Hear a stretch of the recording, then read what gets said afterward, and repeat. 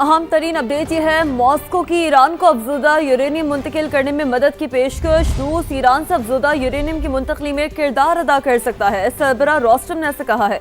तकनीकी मसाइल के साथ अमरीका और ईरान में एतमाद का फुकदान भी मसला है। सरबराह रोस्टम की जानिब से ये भी कहा गया, रूस को ईरान के साथ ताउन का मुस्बत तजुर्बा हासिल है। सरबराह रूसी एटमी एजेंसी के मुताबिक 2015 में रूस ने अफजूदा यूरेनियम की मुंतकली में मदद की थी, तो मॉस्को की ईरान को अफजूदा यूरेनियम मुंतकिल करने में मदद की पेशकश सामने आई है।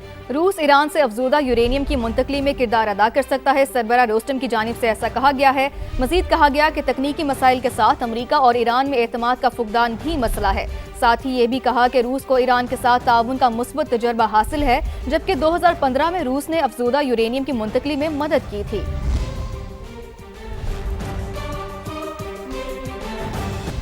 यमनी हौसियों ने बाबुल मंदब बंद करने की धमकी दे दी है। ट्रंप अमन की राह में रुकावट डालते रहे तो आबी गुजरगाह को बंद कर सकते हैं। हौसी हुक्काम की जानिब से ऐसा कहा गया है, एक बार बाबुल मंदब बंद किया तो फिर कोई भी उसे नहीं खोल सकता। हौसी हुक्काम ने ऐसा कहा है। मजीद कहा कि ट्रंप और उनके इत्तेहादियों के लिए बेहतर है कि हमारे हुकूक का एहतराम करें। यमनी हौसियों ने बाबुल मंदब बंद करने की धमकी दे दी है। ट्रंप अमन की राह में रुकावट डालते रहे तो आबी गुजरगाह को बंद कर सकते हैं। हौसी हुक्काम ये कह रहे हैं, एक बार बाबुल मंदब बंद किया तो फिर कोई भी इसे नहीं खोल सकता। हौसी हुक्काम का ये भी कहना है, ट्रंप और उनके इत्तेहादियों के लिए बेहतर है कि हमारे हकूक़ का एहतराम करें। तो अहम तरीन अपडेट ये है कि यमनी हौसियों ने बाबुल मंदब बंद करने की धमकी दे दी है। ट्रंप अमन की राह में रुकावट डालते रहे तो आबी गुजरगाह को बंद कर सकते हैं।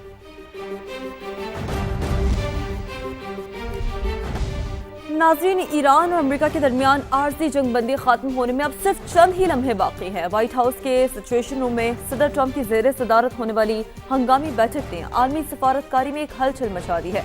एक तरफ सदर ट्रंप पाबंद हुर्मुज़ की बंदिश को ब्लैकमेलिंग करार देकर सख्त मौक़िफ़ अपना रहे हैं, तो दूसरी जानिब तेहरान से बाक़िर तालिबात की ललकार भी सुनाई दे रही है कि अगर गलती की गई तो जवाब पूरी कुव्वत से मिलेगा। ईरान ने आबनाए हुर्मुज़ पर कंट्रोल दोबारा सख्त कर दिया है और गुजरने वाले जहाज़ों से टैक्स भी मांगा जा रहा है। इस संगीन तनाज़े में सबकी नजरें अब इस्लामाबाद पर जमी हुई हैं। ईरानी सुप्रीम नेशनल सिक्योरिटी काउंसिल ने पाकिस्तान की सालिसी पर मुकम्मल एतमाद का इजहार किया है। क्या पाकिस्तान खित्ते को एक बड़ी जंग से बचाने में कामयाब हो जाएगा? क्या मुज़ाकरात की मेज़ पर कोई ऐसा फॉर्मूला तय पा जाएगा जो सबके लिए काबिल कबूल हो? आज हम इसी लम्हा बलम्हा बदलती हुई सूरत हाल का अहाता भी करेंगे। इसी पर बात करेंगे। रजा बशीर तारड़ साहब में ज्वाइन कर चुके हैं। रजा साहब, बहुत शुक्रिया समा को वक्त देने के लिए। दीगर पैनलिस्ट भी हमें ज्वाइन करेंगे इस ट्रांसमिशन के हिस्से में। लेकिन रजा साहब, आपसे गुफ्तगू का आगाज़ करते हैं। अहम तरीन बात यह है कि जंग बंदी ख़त्म होने में सिर्फ 3 दिन बाकी हैं। रजा साहब, क्या इतने कम वक्त में कोई ब्रेक थ्रू आपके नज़दीक मुमकिन है, या आप सिर्फ जंग बंदी में तोसी की कोशिश ही की जा रही है? आपके नज़दीक क्या सिचुएशन है? बिस्मिल्लाहिर्रहमानिर्रहीम, अस्सलाम वालेकुम। इसमें पहली बात तो ये है कि जंग बंदी के अलावा कोई चारा नहीं, और अगर जंग बंदी के अलावा चारा होता तो ये जंग बंदी होती ना, और अभी तक हम जो है वो जंगो जतन देख रहे होते। तो पहले तो ये ज़हन में रखें वाली बात। अब आ गया मसला कि किसको ज़्यादा जल्दी है। ईरान का के लिए जो इस वक्त मसला है, उनका जो मतम नज़र है मेरे ख्याल में, वो ये है कि हम ज़ाहिर जीतना तो मुश्किल है, लेकिन अगर हम हारे ना और हम मतलब मज़ीद वक्त निकाल सकें तो हमारे लिए बेहतर है। अमेरिका को जल्दी इस तरह से है कि उनके आगे इलेक्शंस भी आ रहे हैं, और एक उनके ऊपर अंदरूनी दबाव भी है। और इसमें यह भी याद रखने वाली बात है कि दोनों साइडों ने जिसको आप कह सकते हैं ना कि सफारतकारी बजरिया सोशल मीडिया भी थोड़ा सा ज़्यादा कर दिया है, तो एक प्रेशर है। अब दोनों तरफ ये है कि अगर ये नज़र आता है कि जी अमेरिका ने घुटने टेक दिए, तो वो जाहिर है उनके लिए बहुत बड़ा मसला है, रेपुटेशनल कॉस्ट जिसको कहते हैं। ईरान के लिए भी जाहिर है नज़रियाती मुल्क है, एक जज्बात भी हैं और बहुत कुछ है। अब रही बात कि 3 दिन में क्या हो सकता है, तो आपने पहले भी देखा कि बिल्कुल जब मामला तबाही के दहाने पे था तो अल्लाह ताला ने पाकिस्तान को तौफीक दी, और हमने देखा कि जंग बंदी हुई और उसके बाद सफारती कोशिशें हुई। तो हो तो बहुत कुछ सकता है। अब रहेगी बात कि क्या फार्मूला होगा। इसमें बहुत सारी जो है मुमकिनात हैं। अवामी जमहूरिया चीन का रोल हो सकता है, रूस का हो सकता है, एक ضامن کے طور پہ، کیونکہ ایرانیوں کو یہ ہے کہ جی اگر ہم نے کچھ تھوڑا اس میں لے تو لال کیا تو ممکن ہے کہ یہ دوبارہ ہم پہ کچھ عرصے بعد حملہ ہو جائے، تو ظاہر ہے ان کو بھی ایک ضمانت چاہیے کہ ان کے اوپر مسلسل یہ تلوار نہ لٹکتی رہے۔ ٹرمپ صاحب کو کوئی ایسی چیز چاہیے کہ جس کو وہ اپنی پبلک کو دکھا سکیں کہ دیکھیں میں نے یہ بہت بڑا ایک مسئلہ حل کر دیا ہے جو حل طلب تھا، 47 سال تھے اور میں نے وہ کر دیا۔